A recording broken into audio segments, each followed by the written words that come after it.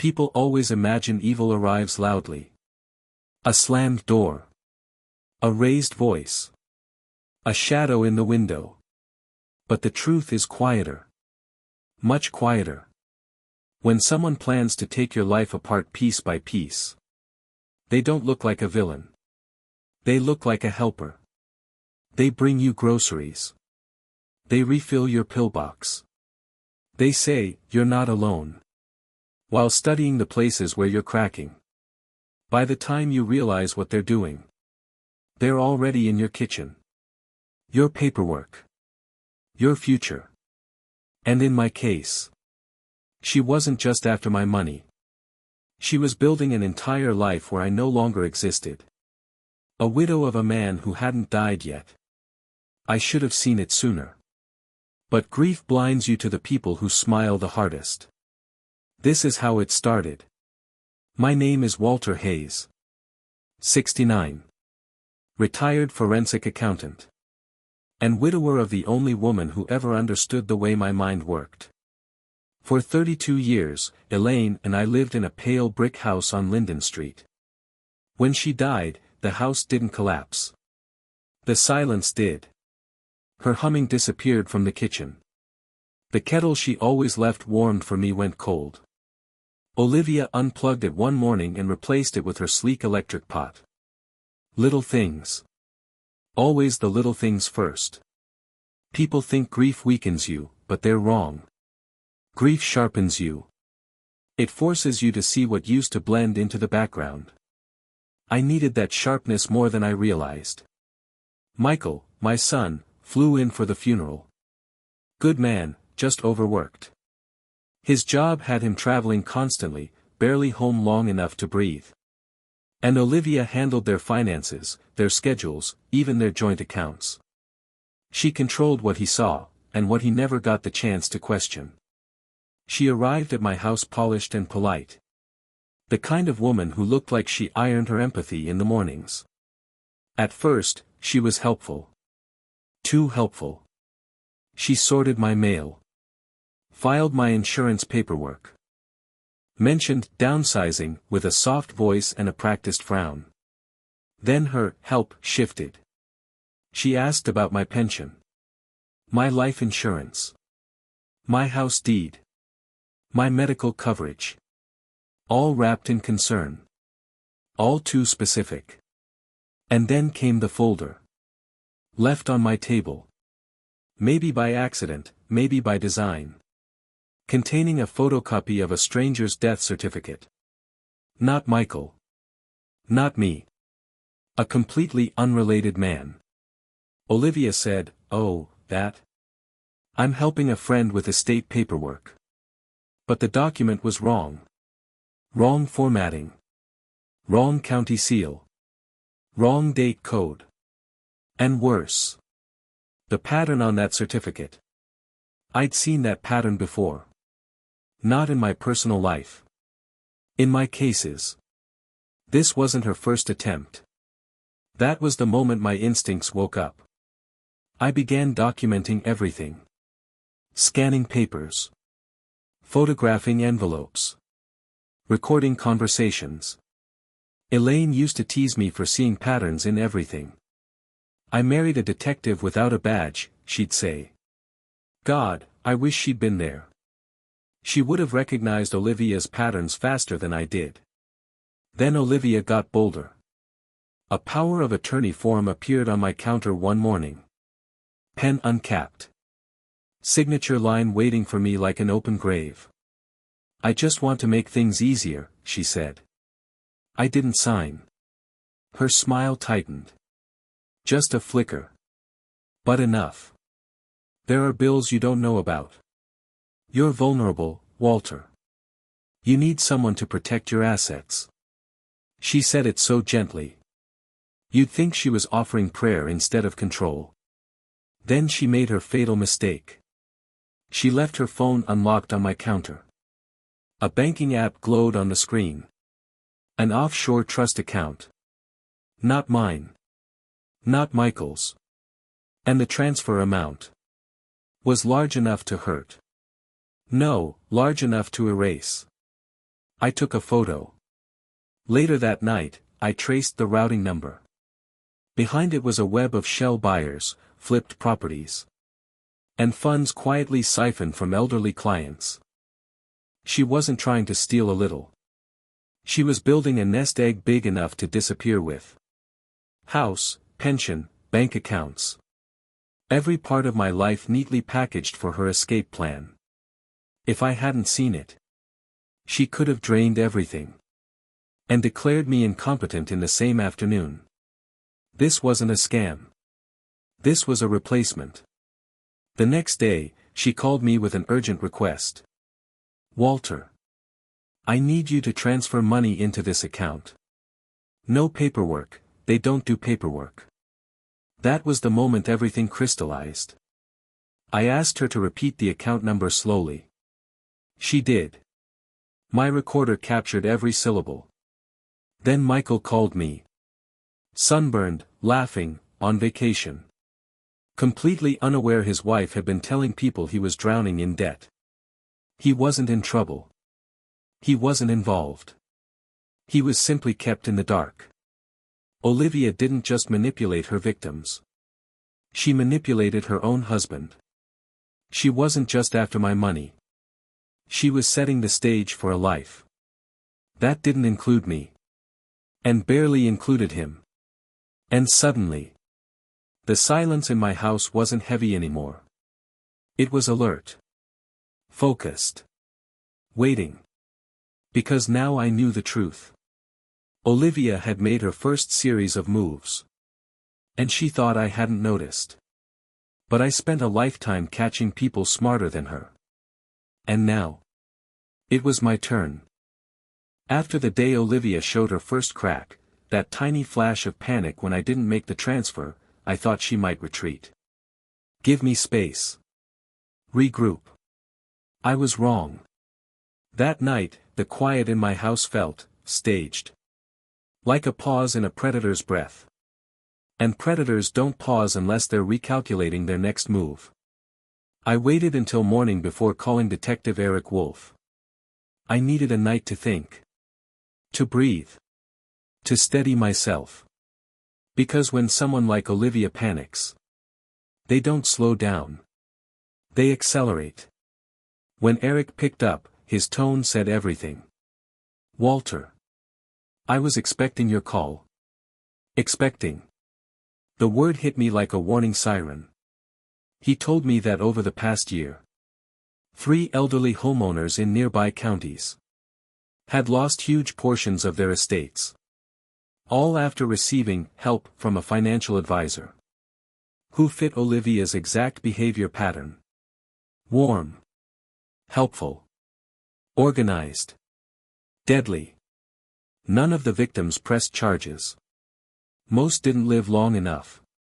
And one of the names tied to those estates appeared on the fake death certificate Olivia left on my table. That wasn't abstract anymore. That was a straight line. A line connecting her to a previous victim who voluntarily downsized her home 2 months before she disappeared into assisted living. With no remaining assets. Olivia wasn't experimenting. She was repeating a formula.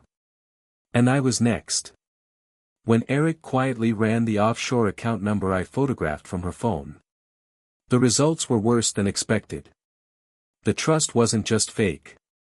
It was built using recycled identities from her past cons. Same structure. Same signatories. Same digital fingerprints.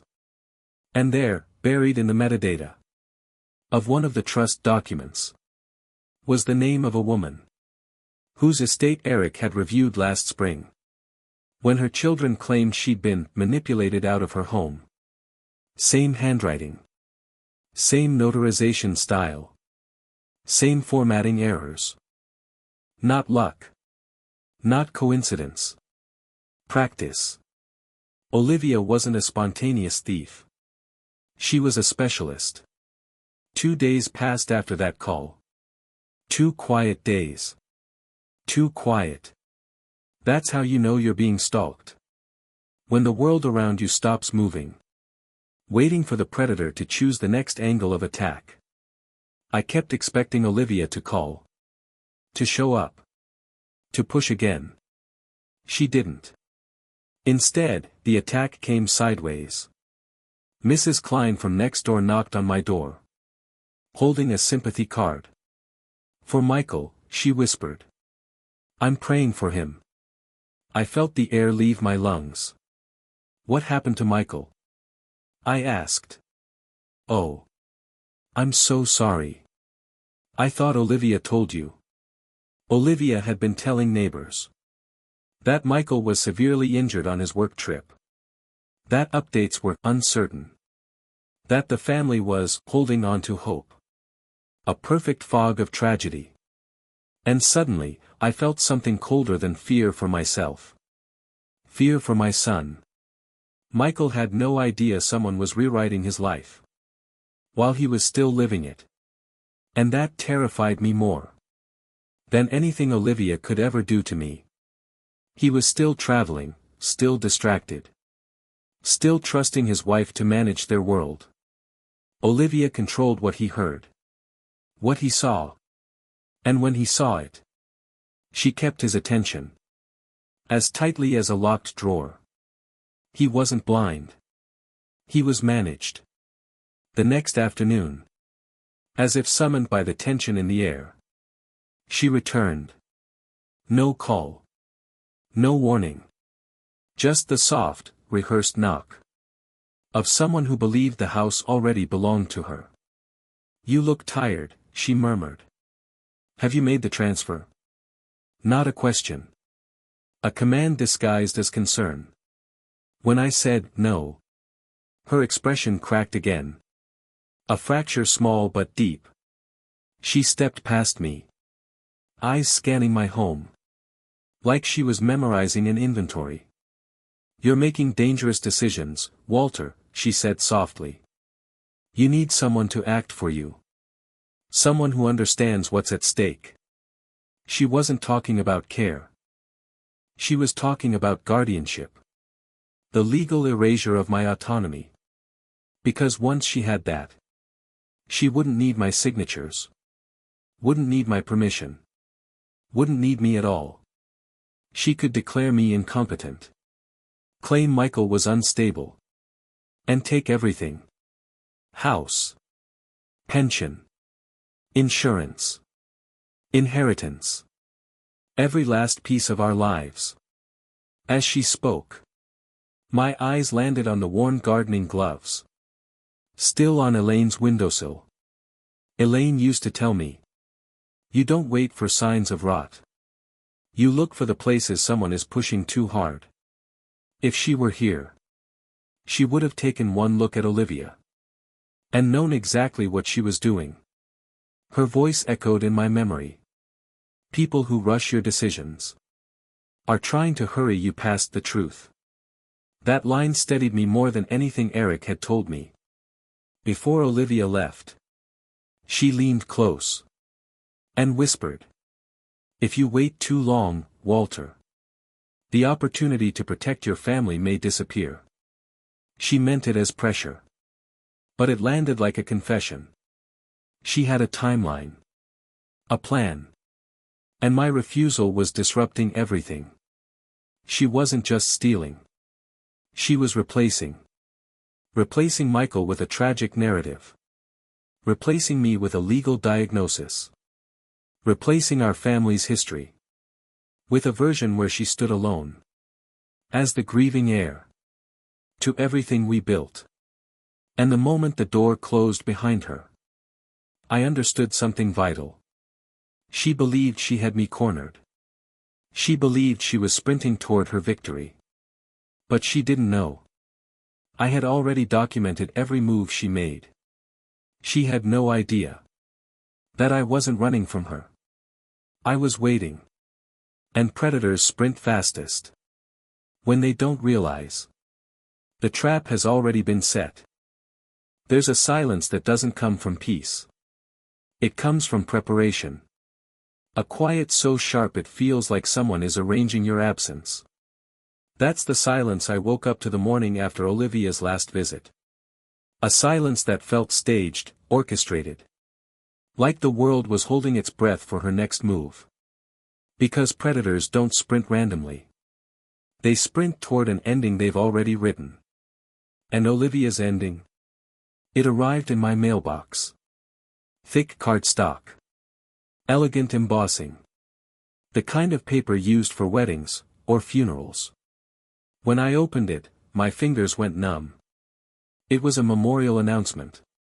For Michael. My son. Very much alive. Very much texting me from an airport 3,000 miles away. The funeral was scheduled for Saturday at St. Bridget's Chapel. Flowers arranged. Guest list confirmed. Reception catered. And the inscription at the bottom? Prepared by his loving wife, Olivia Hayes. A perfect lie woven into perfect presentation. And just in case the viewer wonders. Yes, she'd already thought of everything. She had told the church I was too overwhelmed by grief to participate. Then presented forged documentation. Churches don't verify death certificates. They trust grieving family. She used that trust like a scalpel. Seeing Michael's name printed in gold ink. I felt something inside me tear. This wasn't a scam anymore. This was erasure. My hands shook as I dialed. He picked up instantly. Dad. Everything okay? Michael, I said, someone's arranging your funeral. Silence. Long, cold silence. Then he breathed out. Dad. Olivia's been asking strange questions lately. Banking. Beneficiaries. She said it was routine. It wasn't routine. It was premeditated. Don't come home yet, I told him. Not until we coordinate with Eric. Eric had already anticipated this. He asked Michael to record a time-stamped video. And stay hidden until the exact moment it needed to play. We planned the timing. Down to the minute. Because to expose a con this big, you need precision. And witnesses. 2 days passed before the funeral. 2 long, heavy days. Where every clock tick sounded like a countdown. When Saturday arrived, I went. Not for the ceremony. Not for the performance. But because I needed to see the extent of her lie. St. Bridget's was packed. Neighbors. Co-workers. People who barely knew Michael but came to honor a tragedy they believed was real. Olivia stood at the front in a charcoal dress. A thin black veil covering her face. The image was chilling. Not because she looked grief-stricken. But because she didn't look grief-stricken at all. She looked prepared. Sympathetic touches. Soft hugs. Carefully timed sobs. She wasn't mourning him.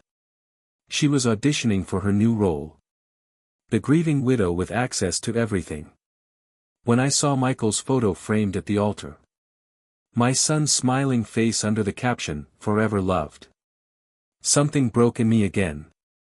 Not fear for myself. Fear for him. She wasn't just targeting me. She was rewriting my son's existence. As if she owned the pen. Olivia stepped up to the podium. Voice trembling. Hands folded like a saint in a painting. Her acting skills were flawless. Michael was the gentlest soul I ever knew. Lie. He told me that if anything ever happened, I should make sure his father was protected. A bigger lie. That line wasn't sympathy. It was strategy. She was using Michael's fake death to justify gaining guardianship over me. Every sentence was a brick in the legal wall she was building around my life. Then, right as she touched the edge of the podium for dramatic effect, a sound echoed through the speakers. A soft electronic chime. Her eyes twitched. Then a voice. Olivia. Sharp. Alive. Real. Michael's voice. His video appeared on the projector. Sunlight behind him. Plane engine humming. "Sorry I couldn't make it to my own funeral," he said. Gasps. Whispers. A woman fainted in the back pew. And Olivia. She didn't gasp. She didn't cry. She didn't plead. For a split second. She actually smiled. Not a delusional smile. Not panic. Not madness. A smile of recognition. Like she had finally discovered who her real opponent was. Like she was saying, "Oh. It's you. That smile will haunt me forever." Detective Wolf walked into the aisle with two officers. "Olivia Hayes," he said loudly. "You are under arrest for estate fraud, identity fabrication, and attempted financial exploitation." The chapel froze. Olivia stepped back once. Just once. A calculated retreat. Then her smile vanished. And she whispered as they cuffed her. "This isn't over, Walter. Not a threat. A promise. A warning from someone who still believed she held the upper hand." When the officers let her out, Eric approached me. His face wasn't relieved. It was concerned. "Walter," he said quietly. "We searched her car. There's something in the glove compartment you need to see." I frowned. "What is it?" He hesitated. "Your name is on it." And just like that, I realized Olivia's plan was only the surface. Something else was coming. Something bigger. Part 4 starts with what she left behind. And why she was smiling. People think a con ends with handcuffs. That once the villain is dragged out, the danger evaporates. But predators like Olivia don't collapse when caught. They reveal. And what they reveal is usually worse than what they were arrested for. Her arrest wasn't closure. It was a doorway. One she'd already planned for. Because people like Olivia never rely on a single exit. They build layers. Contingencies. And the worst of those contingencies was sitting in the glove compartment of her car. Exactly where predators keep things when they're ready to disappear fast. St. Bridget's had emptied out. Neighbors lingering outside, whispering. People trying to understand how they'd attended a funeral for a man who wasn't dead. Detective Wolf led me through the station garage toward her silver sedan. Her car wasn't just transportation. People like Olivia never keep incriminating paperwork at home, Eric said as he opened the door. Her car was her office. Her staging ground. Her exit strategy. And in the glove compartment was the folder with my name on it. A thin manila envelope. Neat handwriting. My name written in her careful script. Almost affectionate. I opened it. The first page stole the air from my lungs. A guardianship petition. Fully prepared. Bearing my forged signature. Clean. Precise. Confident. It takes a lot to shake a forensic accountant. That document shook me. Because seeing my own signature reproduced perfectly felt like staring at a version of myself that she controlled. A puppet wearing my face. The next page was worse. A medical evaluation claiming progressive cognitive decline. The doctor's name belonged to a man dead for 2 years. And the third page? A transfer of my home into a trust managed solely by her. All ready to file. All waiting for the day after Michael's planned funeral. A sticky note clung to the petition. 2 words. Phase 2. My mouth felt dry. Eric. Phase 1 was. He met my eyes. Phase 1 was erasing Michael. Phase 2 was neutralizing you. My hands tightened. Eric explained the danger plainly. If she had filed this, Walter, you'd have lost control of everything in under 72 hours. Courts move fast when paperwork looks clean. And I realized something horrifying. She didn't need to prove I was incompetent. She just needed to show a plausible version of me. The broken father, grieving son. That fit her script. The church believed her. The neighbors believed her. The community believed her. Why wouldn't a court?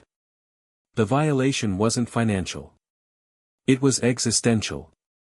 She had rewritten my autonomy into a narrative she could control. Eric handed me a second folder. This one had Michael's name. Inside were emails. Dozens of them. All sent from an address with Michael's name on it. Emails he never wrote. They supported her guardianship petition. Claimed he was worried for my safety. Said he agreed with Olivia's plan. All fabricated. She started these months ago, Eric said. Before Michael even booked his work trip. Months. She hadn't been reacting. She had been architecting. Piece by piece. Story by story. Building a world where she stood as the only responsible survivor. Michael called right then. His voice cracked when I told him. She was building a future where we weren't in it, he whispered. And I felt it. The fear I'd been holding back. She hadn't just tried to steal from us. She tried to override us. Eric hesitated before handing me the final envelope. This wasn't in the glove box, he said. It was in her trunk. I opened it. Inside was a spreadsheet of names. Birthdays. Addresses. Assets. Notes. 18 people. Most elderly. Some widowed. Some isolated. All vulnerable. Next to each name were status markers. Approached. Pending. Resistant. And next to mine. In progress. My stomach turned. But the column that chilled me was the last one. Outcome. Most were blank. 2 had a single word. Completed. I didn't know if completed meant financial ruin. Or something worse. And that ambiguity was its own kind of terror. Eric clipped a photo to the table. This was in the same envelope. A grainy parking garage still. Olivia standing beside a tall man in a dark suit. Face blurred by the angle. One hand on her shoulder. Like they were discussing business. But the detail that made my skin crawl. He wore gloves. Indoors. In a garage. In summer. The kind of gloves someone wears when they don't want fingerprints on anything. Who is he? I asked. Eric's voice lowered. We traced the trust. Whoever he is.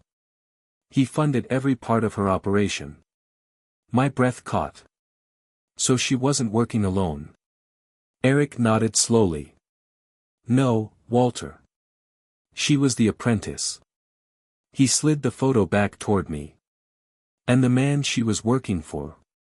The one who benefits now that she's gone. He hasn't been caught. I stared at the blurred figure. At the gloved hand resting on her shoulder. Eric swallowed. And I'm worried her arrest just triggered phase 3. Some threats vanish when exposed. Others simply change shape. That's the kind of threat Olivia was. Her arrest didn't end her plan. It activated it. Because predators like her don't operate alone. They don't improvise. They follow phases. And as I stared at the photo of the man in the parking garage. The man wearing gloves in summer. The man whose face the camera never fully caught. I understood one thing. Olivia was gone. But the plan she belonged to was still very much alive. That night, my house felt different. Not unsafe. Observed.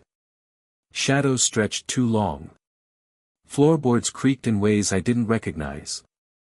The silence, once part of my grief, now felt like it belonged to someone else. I sat at the kitchen table, with the list of 18 names spread in front of me. Most were blank. 2 said, completed. Mine said, in progress. But Michael's name wasn't listed at all. And the realization landed like ice in my chest. Michael wasn't pending. He wasn't in progress. You don't list a piece you've already taken off the board. He came straight from the airport. Dropped his bags. Hugged me like a man trying to anchor himself. Dad, he whispered.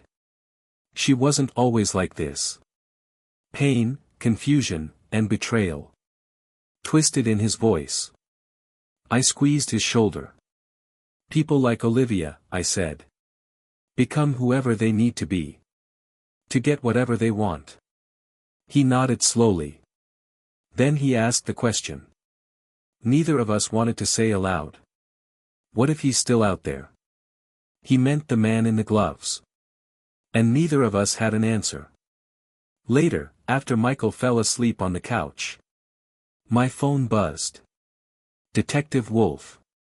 His voice was low. Focused. Walter, we traced the serial numbers from the forged documents. And they belonged to a printer. Bought under a stolen identity. At the same plaza where the photo of her and the man was taken. I felt my pulse slow. So he wasn't random. Eric exhaled. No. He wasn't with her, Walter. He was directing her. He hesitated. There's more. A rental agreement. 2 signatures. Hers, forged. His, barely visible. For a storage unit. 20 minutes from my house. The next morning, Eric picked me up in his unmarked sedan. We don't know who's watching, he said quietly. The storage facility was tucked behind a row of warehouses. A cold wind cut across the asphalt, carrying the metallic scent of rust and dust. Our footsteps echoed as we walked down the long corridor. A flickering fluorescent bulb buzzed overhead like an irritated wasp. Unit 314. Fresh scratches on the lock. Opened recently. Eric cut it. Rolled the door up. The smell hit first. Old paper, cold concrete. And the faint sharpness of industrial cleaner. Inside was a world. A structured, organized machine. Of manipulation.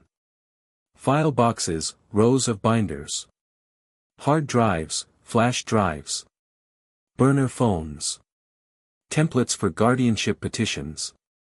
Obituaries. Medical reports. Asset transfers. It wasn't chaos. It was infrastructure. A factory for erasing lives. One document at a time. And then we found the category that froze my spine. Aftermath procedures. Pre-filled templates. Waiting for names. Waiting for victims. Waiting for people like me. Inside a box labeled operations. We found a cheap laptop. Eric plugged it in. One folder, insurance. Videos. Recordings of Olivia. Buttering up elderly targets. Moving gently through their homes. Smiling like a guardian angel. While measuring them for the coffin she built on paper. But the final video wasn't Olivia. It was him. The man in the gloves. His face was angled away. Never fully visible. But his voice. His voice was unhurried. Steady, articulate. Like a lecturer speaking to a classroom. He expected to obey. No accent. No warmth. No hesitation. Phase 3 begins. The moment an operative is compromised. He said calmly. If the subject is removed, the next in line assumes control. Eric froze the video. That's not a thug, he said. That's a strategist. The voice continued. Targets must be monitored for retaliation. Assets must be secured quickly. Before panic disrupts compliance. My throat tightened. This wasn't just a scam. It was a network. And Olivia wasn't failing. She was following training. As we stepped out of the storage unit, Eric's phone buzzed. He looked at the message. Went pale. What is it? I asked. It's the station, he said. They tried moving Olivia to the medical observation wing. And she's gone. A cold wave rolled through me. Gone, how? She walked out with a visitor. Who showed a badge? None of our systems recognize. My breath caught. What did he look like? Eric answered quietly. He wore gloves. The cold I felt then wasn't fear. It was recognition. This wasn't a hunt. It was a recovery mission. And to the man in the gloves. We were the assets. Part 6 begins. The moment the network comes looking for what Olivia failed to steal. When predators hunt you, you feel fear. When networks hunt you, you feel strategy. But when someone hunts you, like your property, that's when the air itself changes. It becomes heavy. Loaded. Calculated. And the moment Eric told me Olivia vanished with the gloved man, that heaviness filled my home like smoke. Because now we weren't dealing with a con artist. We were dealing with the person she answered to. The person who trained her. Funded her. Corrected her mistakes. And now saw Michael and me as loose ends that Olivia failed to tie off. Phase 3 had officially begun. Eric stayed with us that night. Not as a detective. As protection. He checked windows. Doors. Locks. Even the back gate. Michael tried to stay calm. But fear sat heavy on him. He kept pacing, breathing in short bursts. I watched him from the table. And felt something twist inside me. My own son had nearly been erased from the world. Without leaving a scar behind. And now the people who engineered that erasure were adjusting their plan. Dad, he whispered. Are we safe here? I couldn't lie. No, I said softly. But we're not helpless. It wasn't reassurance. It was strategy. Around 2 a.m. My phone buzzed. Unknown number. A text. 4 words. You have something mine. Michael saw the screen. His breath hitched. Eric leaned in. Don't reply, he said. They're probing. But the message wasn't what scared me. It was the punctuation. No period. No comma. Just those 4 words. Cold. Direct. Certain. It was the same cadence as the man in the video. The gloved man. At dawn. I opened the curtain an inch. Just enough to see the yard. And there. In the dew on the grass. Were footprints. Not the wide, heavy prints of a trespasser. 2 prints. Placed evenly. Deliberately. Facing the house. Watching. I called Eric over. He knelt. Examined them. His jaw tensed. These were made at least an hour ago, he murmured. Someone stood here. Not moving. Just, observing. Michael's hand trembled on the windowsill. Dad, how did they get past the cameras? Eric answered quietly. They didn't avoid them. They disabled them. That's when it hit me. This wasn't intimidation. It was assessment. Someone was profiling our reactions. Around noon. The house phone rang. We all froze. No one uses that line. Ever. Eric motioned for silence. Picked it up. Who is this? He asked. A pause. Then a man's voice, smooth, unhurried. Like someone reading from a cue card. I'm calling for Walter. I felt a chill run up my spine. Eric replied, he's unavailable. That's disappointing, the voice said softly. He has something that belongs to me. Eric tightened his grip on the phone. What do you want? Another pause.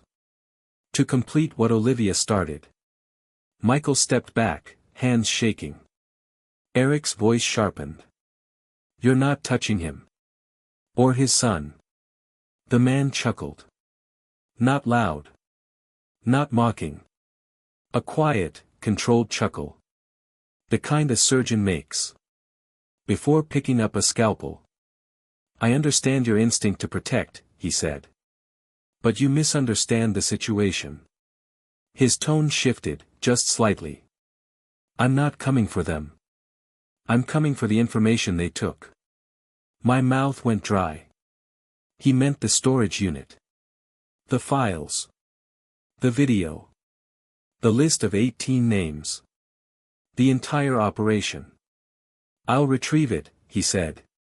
One way or another. Eric cut the call. But the damage was done. The threat wasn't vague. It was structured. By afternoon, Eric insisted we move. A secure location. Temporary. Protected. We grabbed essentials. Documents. Hard drives. The list. Michael kept glancing out the back window. As if expecting the man to appear. When we arrived at the safe house. A modest, fenced property monitored by the department. I felt a flicker of relief. Not safety. Just distance. Distance between us and whoever wanted to finish Olivia's work. But relief was short-lived. Within an hour of arriving. A deputy brought in an envelope. Unmarked. No return address. Dropped at the gate. Just minutes after we entered the house. Eric opened it carefully. Inside was a single photograph. Taken from outside my home. From just behind the maple tree. In the foreground was my living room window. Lights on, curtains open. And in the reflection of the glass. A silhouette. Tall. Gray suit. Shoulders squared. Gloved hand lifted halfway. As if about to knock. Michael stumbled back. That's him. Dad, that's him. But it wasn't the silhouette that froze my blood. It was the writing at the bottom of the photo. In clean, measured handwriting. Phase 3 resumes at nightfall. My heartbeat slammed in my chest. This wasn't fear anymore. This was inevitability. Eric locked the doors. Radioed the team. Prepared defenses. But I wasn't listening anymore. I was staring at the gloved hand in the photo. And the reflection in the window. Made something crystal clear. This wasn't someone searching for us. This was someone. Already knowing exactly where we were. And if Phase 3 resumed at nightfall. That meant one thing. They weren't just coming. They were already here. Part 7 begins. The moment the safe house stops being safe. In the weeks that followed. Life didn't snap back into place. It never does after danger that large. That organized. That intentional. Threats like that don't disappear. They recede. And for the first time in a long time, I finally felt them receding.